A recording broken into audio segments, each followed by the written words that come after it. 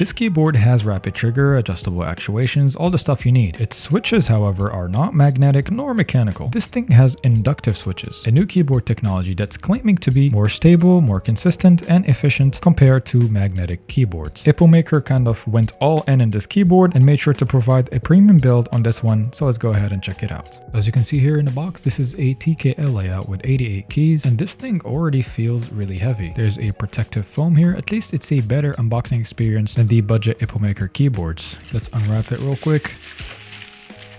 And look how beautiful it is. This thing is 1.8 kilograms. And finally here we get an extra accessories box. This is what we get in there. A nice braided Type-C cable, this little screw thingy to open the keyboard, basic keycap puller, and extra keycaps if you want to remove these transparent purple ones, and finally 3 extra inductive switches. So the build quality here is the most noticeable thing at the beginning. It is very heavy and very solid. And also here's a side view of the keyboard. This is the back, and as you can already notice, there's a lot of fingerprints here. This aluminum body is a fingerprint magnet, as you can see. I like the fact that there's no stickers, really nice Epomaker logo here. Unfortunately, there's no adjustable heights, and 6 screw holes, as you can see, if you want to easily disassemble the keyboard. And at the top here we only have the USB Type-C port, and overall there's obviously not going to be any flex since this is a full metallic body, and even if I press hard on the keyboard, it doesn't wobble and the keys don't sink in by any chance. And as you can see, the RGB is not disappointing at all. It looks very bright to me, especially the fact that these keycaps are not see-through. Besides these 4 ones, of course, they added a nice touch to the design of this keyboard, but I want to give you a heads up about this LED here. It is not adjustable, unfortunately, so keep that in mind. One more thing I forgot to mention is there's a mute button right here that mutes your entire Windows system if you want to go AFK, if you want to talk to someone else while you're mid-game without alt-tabbing every time to reduce your volume. But I really wish if they had a knob instead of this mute button right here at the top corner, or you know, if they had something extra at this price range, in my opinion. Also, when I first got the keyboard, I immediately switched from the RGB wave here to this normal static color, as you can see, that matches the keycaps, and I think it looks way better in my opinion. I will check out the software later, but now I have to unplug it so we can check these inductive switches, the keycaps, and the stabilizers. So first, this is the transparent keycap. Very basic, and here's the normal PBT double shots. They're not see-through, but I really like the touch experience on these keycaps, even though they're a little bit sharp on the edges. But the feel overall, I wouldn't say they're the smoothest. There's a little bit of texture on them, but it's like the perfect sweet spot where I want the smoothness of the keycaps to be. They feel also a little bit oily sometimes. I just like the keycaps overall. And checking out these stabilizers, these look pre-lubed and very stable. I like these, but the top layer part here does not seem to be metallic. And finally, here are the inductive switches, purple and baby blue. They are open bottom, as you can see, and here's the metal part in the middle that looks like something familiar. Let's open up the switch because I am a little skeptical about the lube because they feel a little bit dry to what I expected. Here's the RGB plastic part. Here we got the inductive metal part. I can feel a little bit of lube actually. It's not like there's none,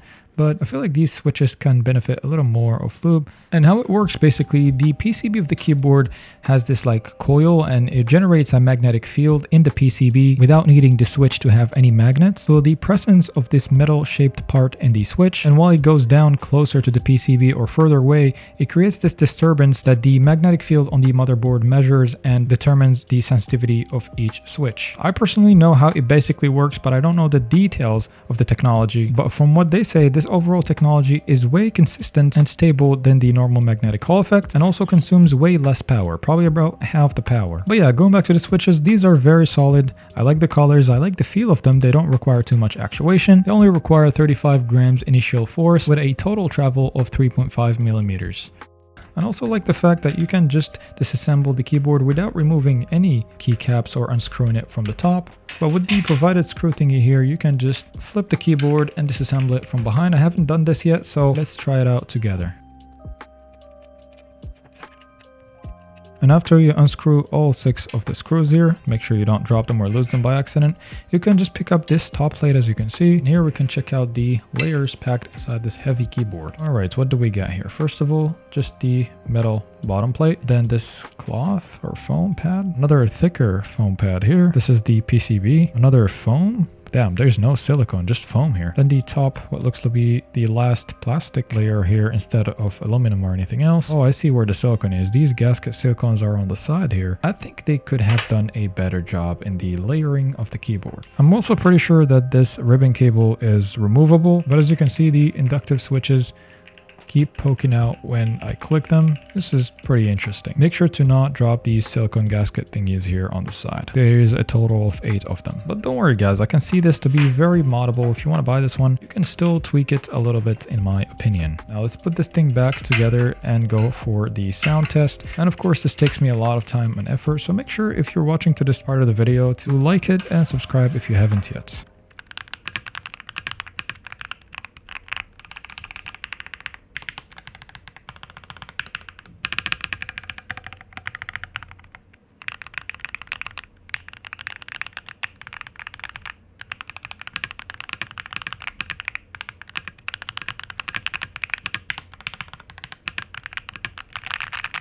As you guys heard, not bad at all. I really like the sound of the keyboard. It's definitely not creamy. It's a little bit clacky. For some people, it might sound like it's not satisfying enough, but in the real typing experience and feel, this keyboard is a 10 out of 10. First of all, there's barely no wobble on the keys. Comparing the Magcore87 to a more budget Epomaker keyboard, look how bad it is in this one. And even at the bottom here, you can still feel some wobbliness. This premium Magcore87 though, it's a solid thing. Look, I'm pressing really hard, I'm wobbling it. It's just the switches feel like just move like an elevator, up and down, up and down. There's no right to left, there's no side to side. Again, I say this to a lot of keyboards.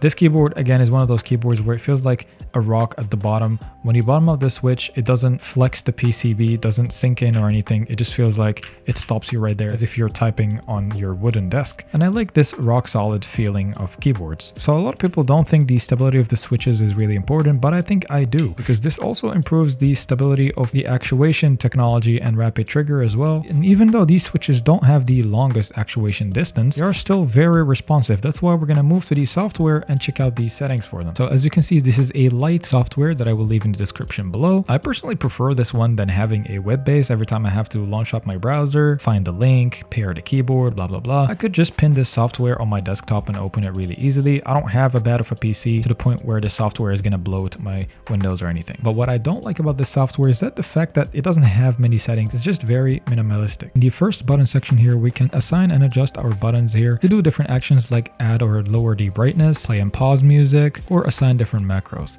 In the lighting tab here, we have so many RGB modes, and some of them are actually unique I haven't seen on other keyboards. Let's try them out. Let's try out this gear one.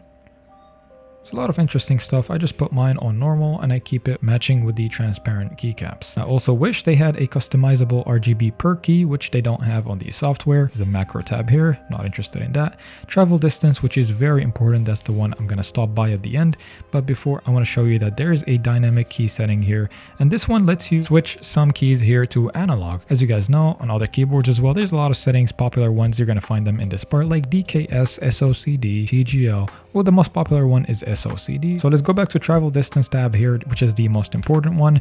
Here you can adjust the actuation distance and rapid trigger settings. So for me, my entire keyboard is on one setting, and I basically have the actuation distance here on 0.9 millimeters. I find these inductive switches very sensitive, and anything below 0.5 is just too sensitive for me. This is my personal preference, by the way. You don't have to copy my settings. And now moving on to the rapid trigger on the right side here, make sure you have continuous rapid trigger turned on as well here. And I usually have continuous rapid trigger on the very minimum setting here on pretty much every keyboard, because when I release the key, I don't want to put so much pressure back on the key again for it to actuate, because if continuous rapid trigger wasn't a thing, I would have a more sensitive trigger travel and more sensitive rapid trigger. And overall, this setting works for me. And for rapid trigger, I use 0.45. I find this to be the sweet spot for me. And here, this test travel here, you can just test your key responsiveness, I guess. So yeah, you don't need to save any settings here. You can't save profiles, I think, which is very unfortunate. You can't really save profiles and switch between them. But the bright side about the Magcore87 is the fact that it supports the latest specs out there. Of course, it has 8000 polling rate with the latency of only 0.125 milliseconds. And the scan rate on this keyboard is 32,000 Hertz scan rate per each key. So from my experience, I haven't had any issues. This is such a premium gaming experience in my opinion. I can't really praise it enough in terms of gaming. It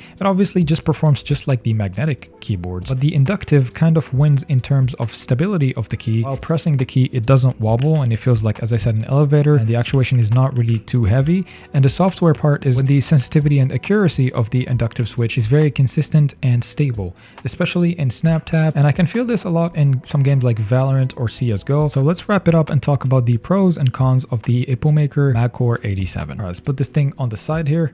Pros. First of all, you have a metal build that feels rock solid. It doesn't flex or anything. A very great and stable responsive technology. And also in terms of the hardware, very stable switches and good gasket layers packed inside the keyboard. Also the modability, the build, let's say, is a 10 out of 10 on the Epomaker Magcore87. For the cons, however, I would firstly mention the fingerprints that get stuck here and around the aluminum body. And if you don't mind that, you can forget about this con. Second one is that the switches could benefit a little bit from lube. They're not lubed enough in my opinion for this price of $200. And lastly, the software is lacking a little bit of the settings that I need, such as assigning different profiles, assigning specific RGBs per key. It's just not a perfect software. But since this keyboard is on sale right now, I saw it on AliExpress yesterday for $140. I think it's definitely a nice buy at that price. $200 is a little bit meh in my opinion, but you need to keep in mind that the inductive switches technology is way more expensive than the Hall effect magnetic. So I guess this is what it is. These were my honest opinions and thoughts about the Magcore87. And if you can't afford this one, you should check out Epomaker's website. They have other budget magnetic keyboards that I reviewed before, offering great build quality. And thanks again for Epomaker for sending this one over for review or supporting my channel. If you haven't liked the video, you haven't supported me yet, come on man. Subscribing is also appreciated, and I'll catch you guys in the next one.